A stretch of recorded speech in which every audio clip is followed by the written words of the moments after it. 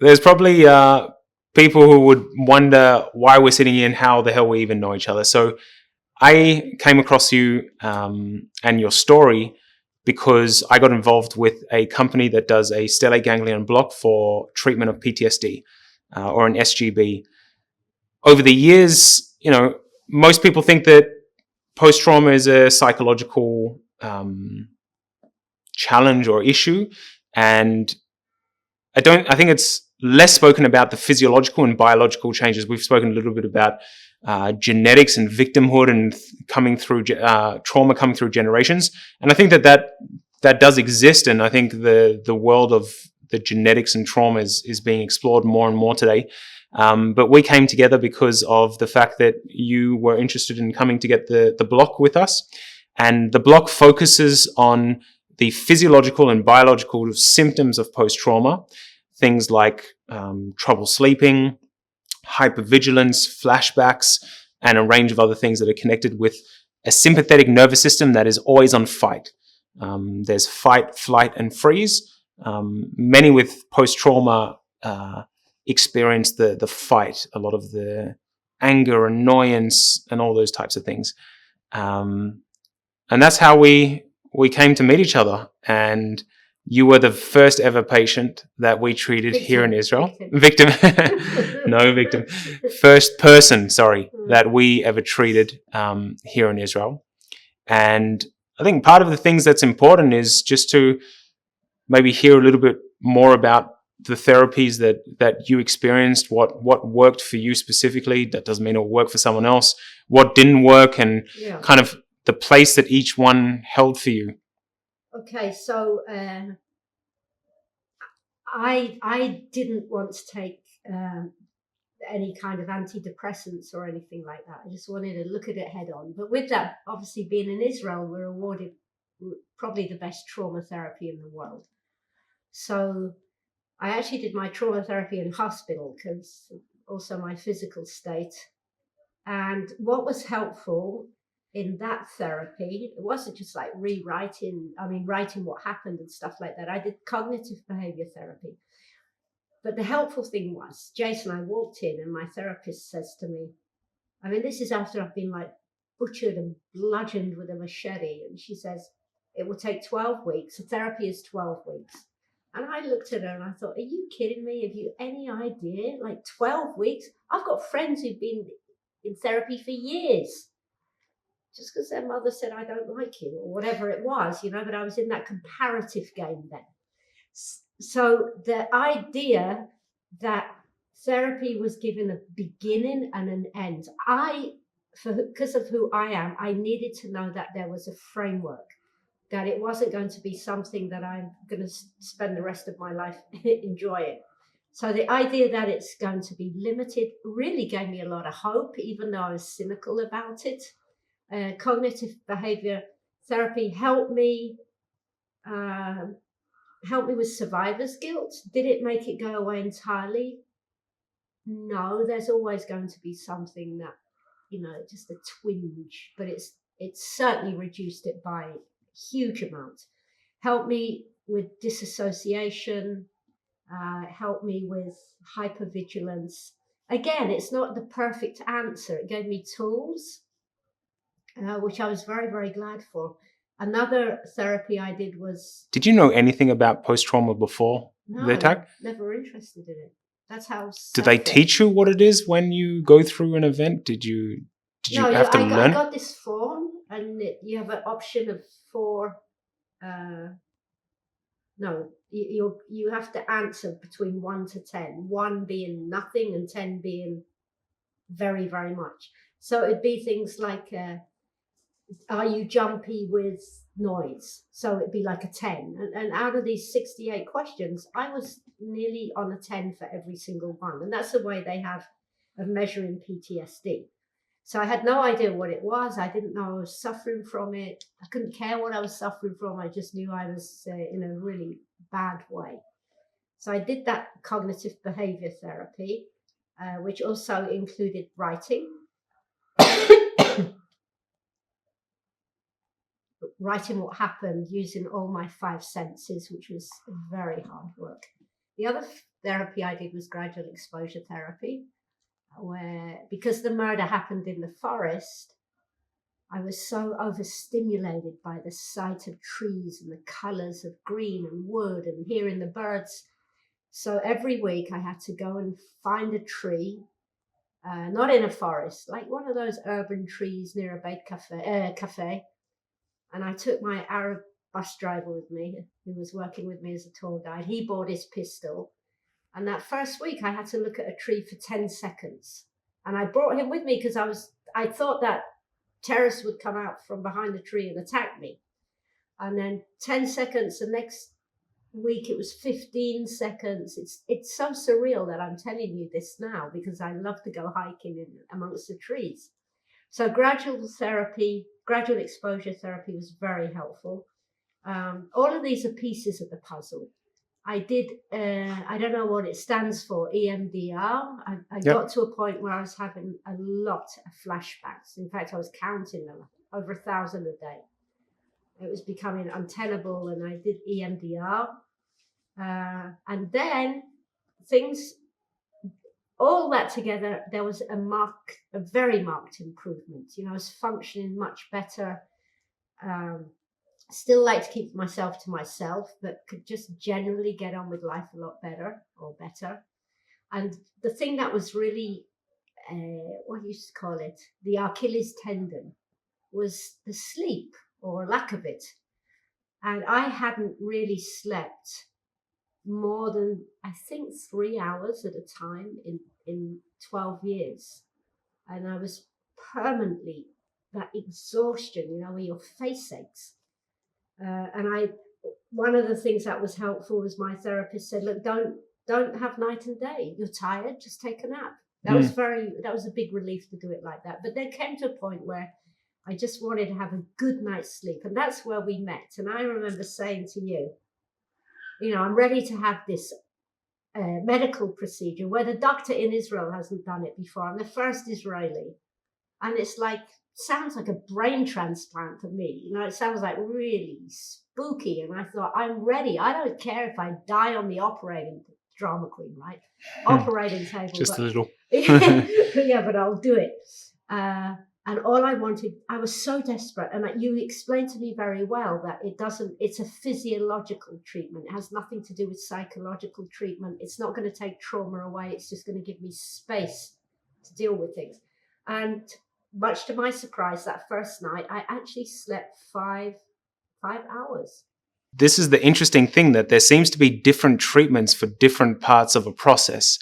And one thing, like I think we brought up before, the world of psychedelics and mushrooms and all of those are finding its place for many people, they say, back into the mainstream. And then you've got the psychological model, which for some reason I think was seen as this bulletproof type of model that could help everyone. But it's obvious that it has a time and a place.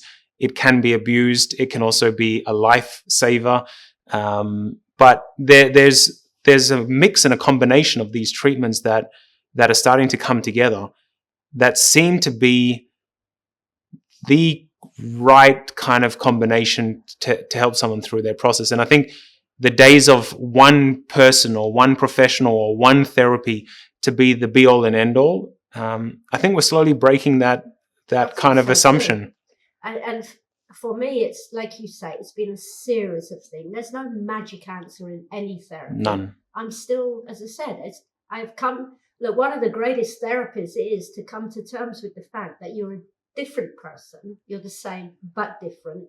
This is a lifelong process. Okay. It's not like there's a magic answer for anything. And the other therapy that we didn't really call it therapy, but it's taking responsibility, deciding what to cut out in life as much as I can, and deciding what to replace those things with. So a little bit better nutrition, less screen time when you're trying to go to sleep. In fact, no screen time. And replacing it with nature, taking up a hobby.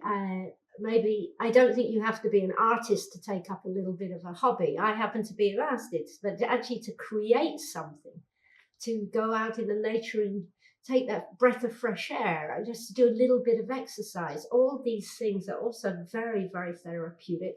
And lastly, which we touched on a little bit, but to start engaging, to see ourselves as someone who has something to contribute to others.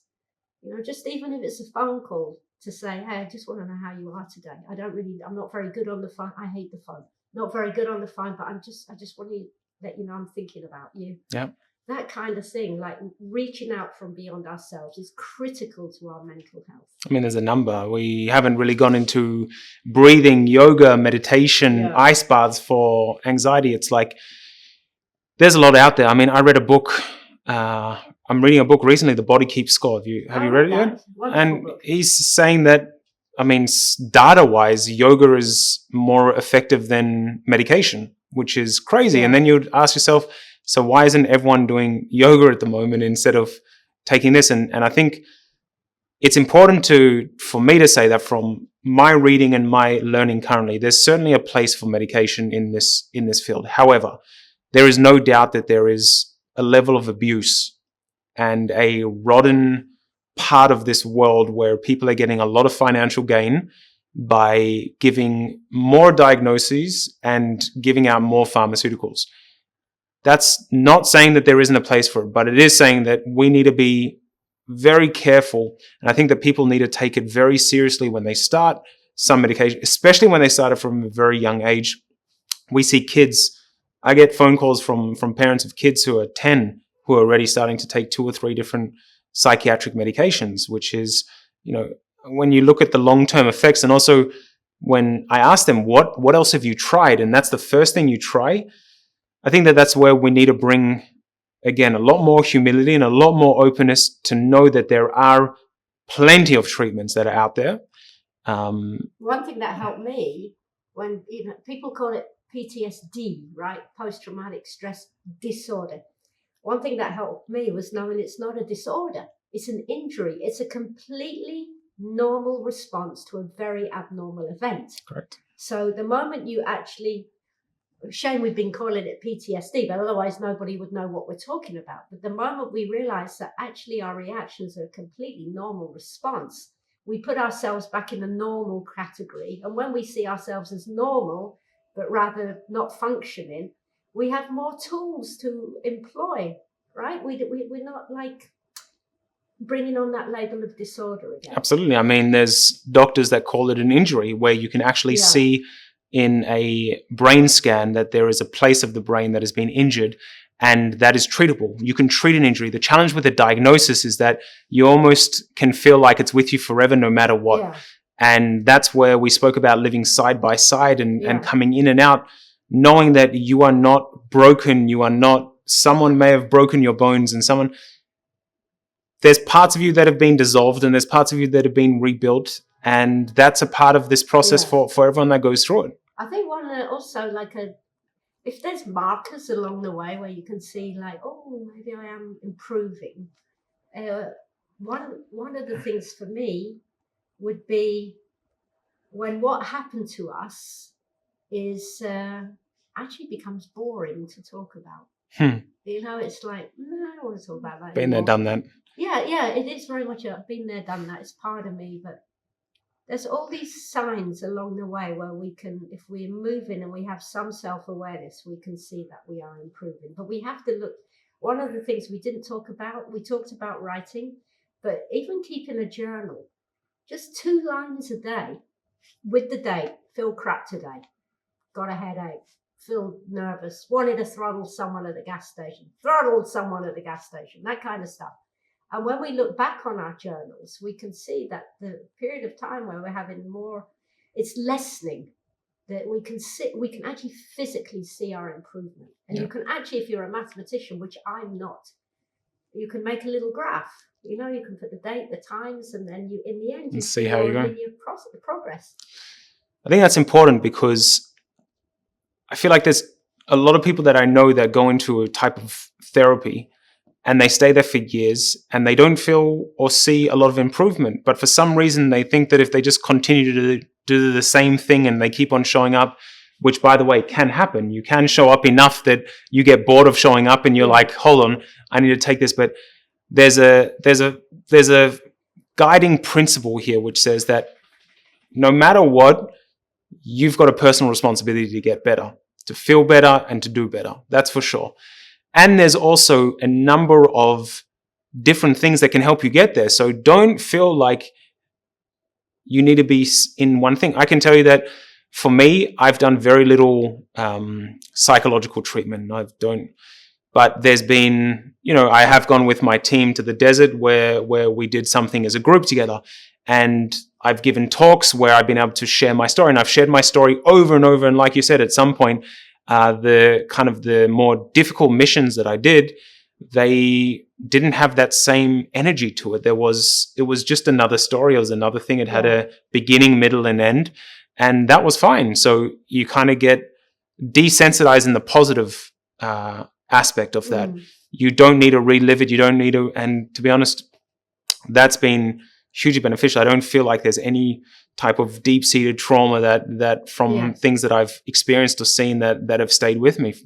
It's also, I don't know if it's different for combat soldiers like yourself, but one of the questions I had to ask myself, and I'm glad I did, like, who would I be without what happened to me? Like in the public eye, do I need what happened to me to be part of that safety net for relating to others?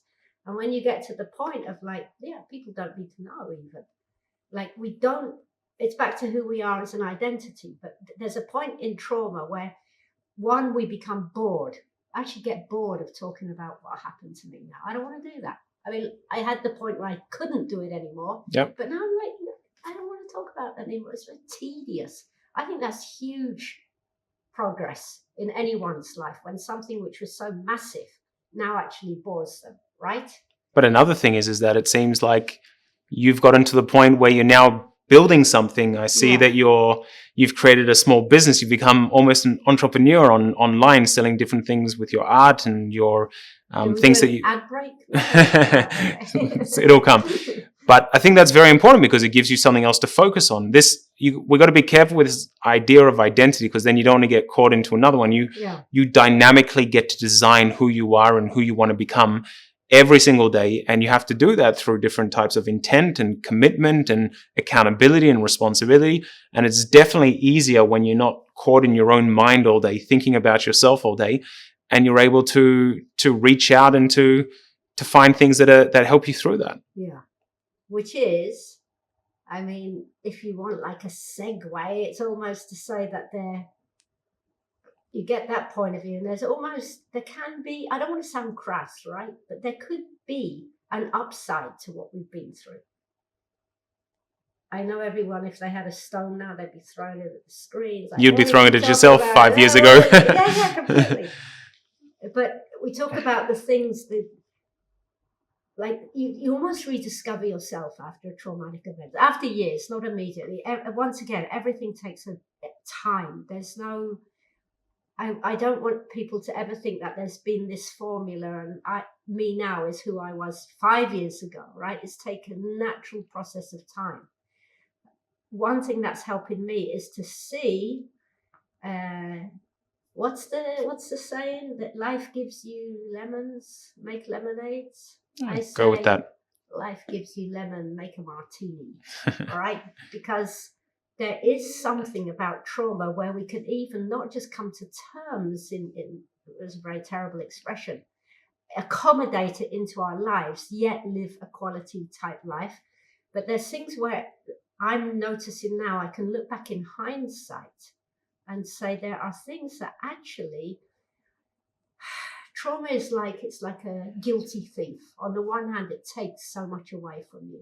All right. I lost my friend, my health, hope of ever being fully understood, routine, sleep, restful nights, income, the ability to provide myself, my self-dignity, self-respect. I mean, it just shatters who we are. That's the thief. But the guilty thief is that it gives us back a present, all right? Because for me, it gifted me with a heightened sense of the present, the moment, because anyone who's faced death, that scars us for good and for bad. So I always, even if I'm not consciously cognizant, it's so ingrained in me that 20-minute back walk through the forest dying and thinking about all the things that, oh my gosh, I'm never going to see this person again. I'm never going to see my dogs again. I'm never going to see the sea, the desert. I'm never going to hug anyone. I'm never going to hear their voice. So the same things that we thought, or I thought I was going to never see again, have been amazingly, what do you say, like colorized now. They've been magnified. So trauma, as much as it's taken a lot away from me, I'm able to appreciate life more. Yeah. Meaning that this conversation with us now, you know what it is? It's the best thing I've done all my life. And I mean that, because this is all I know we have for certain. One, tomorrow never comes. Please God, let's just have a long, happy life. We cannot change what happened. So it makes me suck out the juice from the present moment. It's also in trauma. Yes, we change, all right? We're not the same person, but we are the same person, meaning before the event, our positive characteristics can actually be enhanced after trauma, same as our negative characteristics. Sure. So I've become sometimes more, yeah. Yeah, I've become, I think it has. And so we have this gift of the present. When we realize we're still alive and there's something left to live for, that is a point of gratitude. One thing that's helping me also is to cultivate a grateful heart. This isn't, you don't wake up in the morning and think, oh, I'm alive. Life is so good, right? That's not like that. I lay down in the evening and I put the movie before my head and I start thinking about all the things that I can be grateful for. And they're little things. They're like waking up. Waking up in pain is better than not waking up at all. It's like we have to mentally, you use the expression, train that muscle. Mm-hmm. Train that muscle. So things become more precious, and that's something that we're awarded that maybe we wouldn't have been awarded if we hadn't had that traumatic event. Definitely. And that, I think that's a very important one. You don't have to go through trauma to have those. I can remember that in the military when we were on the helicopter, I've never felt more alive and present than being in that position, looking out the window, adrenaline just pumping, and you're there. And I think a lot of for veterans, for example, one of the hardships for them is it's so hard to find that in your day-to-day life. And you can always go back to it, but it's, you seek out this, any ability that you have to be in the present is a very, very special one. And the relationship that you have, not knowing if you'll come back from a mission or not, is real. And in your day-to-day comforts, it's very hard to feel that way. The closest thing that I do today is like jiu-jitsu, for example, where you got a training and someone tries to choke you out, and you feel like you're on the edge of in and out of consciousness, yet at the same time you feel incredibly calm. People do that through meditation. People do that through breathing exercises, whatever it may be. But the fact that you were able to extract something that was so horrific, that was able to build something inside of you that brings about a real calm, because I think human beings very much have this idea that we're invincible a lot of the time. I think most people live their lives as if nothing's ever going to happen to them. They're invincible. And then suddenly they are shocked and surprised to see that they fall sick. They have a heart attack. One of their family members, unfortunately, passes away. And you get a new relationship with time and with being alive and with being present and with people that are around you. And that ability, and I think the ability of two people, we haven't spoken about this a lot, but when you have something in common where you've gone through a hardship, someone else has gone through a hardship, you can immediately connect. It's like every time I went and spoke overseas for the military with a group, because we'd been in the military and we'd gone through something similar, we immediately had something in common and something that we could speak about. And I think finding that, but finding those people who can bring a healthy side of you out, and also people that you can share your experiences with, is a part of your therapy. That is, and it's also the idea that we engage on now. I engage with people from all walks of life, not just traumatized people. Definitely. And one of the things that was so absent for so many years because it was so intense was just the mundane. I mean, if I hear two people talking about flowers they planted in their yard, I was starved for stuff like that. And now it's, instead of me listening to something like that with contempt out of like an envy, like, oh, you haven't been starved, you know, you got an easy life, which I thought about a lot. Instead of that, now I'm more in the place where how beautiful that these people don't know what it is to have happy, you know, that is so wonderful. Amazing. That they, and then to learn from them, like, you don't, what I'm saying is you don't have to go through something hard to Definitely. until people can teach us something, until they have something to give. That's where my arrogance came from. Like, if you hadn't suffered, right? if you haven't suffered like me. Yeah, but another thing that we haven't spoken about when in the idea of therapies is you didn't come here, you wouldn't have come without your four-legged friends. Yeah. I myself have also got, we just got a pointer called Nala, and she's changed me completely. The fact that you have to wake up and you're responsible for someone else, and they take you outside, and a lot of things we spoke about physical activity and being with nature. It's like when you have something that you're looking after, one of the things that I think will categorically increase the mental capacity of anyone or the calm of someone is to have a vegetable garden. It is the most amazing thing ever. When I need a lot of convincing. When we went out, and I'm not going to talk to anybody about broccoli. I'm sorry. Not about broccoli. You can have whatever you like. You can have your lemons for your martinis. You can have, but the fact that you go and you water something and you watch it grow and you walk through it and you live together. You're interconnected. Same with animals. Yeah. I think that therapeutic dogs and things like that are so important. And there are people who have come to get the block with us, the SGB, and they've brought their dogs with them, and the dogs have been by their side. And the relationship that people can have. By the way, there's quite a few people who go through trauma and they aren't able to communicate or to speak. And so if it's very hard for them to speak with humans, sometimes they start with animals. Animal therapy is incredibly important for some people's process. And again, that idea of growing with something or caring for something else that isn't just inside of the hurricane that's going on inside is incredibly helpful.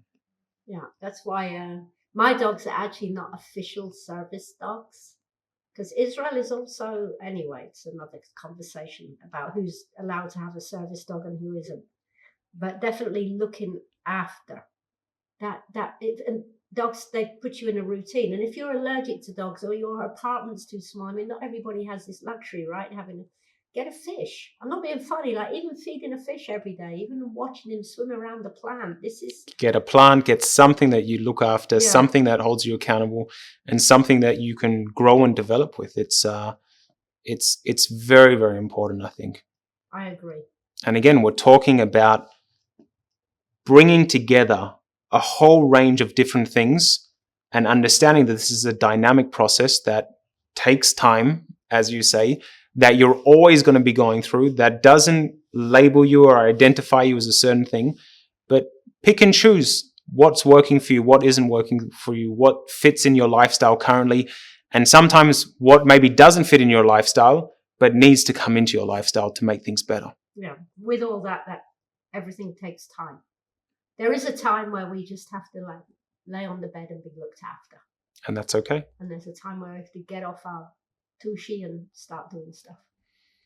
Which is why we did this today. And thank you for coming. And thank you, Jason. May this be the start of many, many others. And I guess one of the things that we're going to want is feedback from people and questions. And if this was helpful at all or useful, or what we can kind of think about for the ones coming out in the future. Look forward.